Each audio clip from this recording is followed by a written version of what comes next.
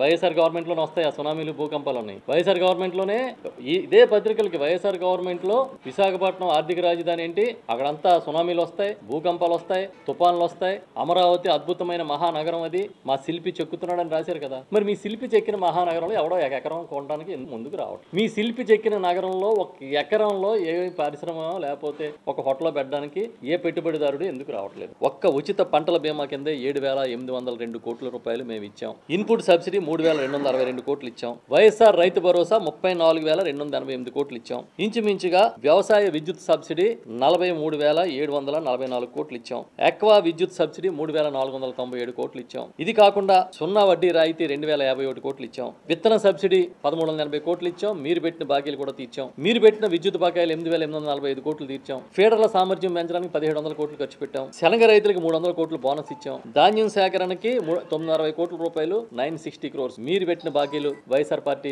వచ్చిన తర్వాత జగన్మోహన్ రెడ్డి గారు తీర్చారు.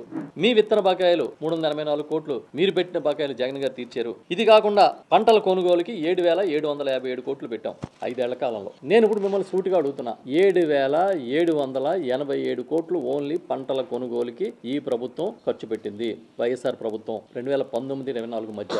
మీ ప్రభుత్వం 18 నెలల కాలంలో ఎంత ఖర్చు పెట్టారు? మార్కెట్ ఇంటర్వెన్షన్ ఎంత చేశారు? మీ మార్కెట్ ఇంటర్వెన్షన్ ఫండ్ ఎంత? బడ్జెట్ లో మీ కేటాయింపులు ఎంత? చెప్పండి. అవన్నీ చేస్తే ఇలాగ ఢిల్లీ వెళ్ళి ఆ కమిషన్ ఏజెంట్లని వ్యాపారస్తుల్ని బాబు మా అరటి కొనండి అని తిరగడం అవసరం?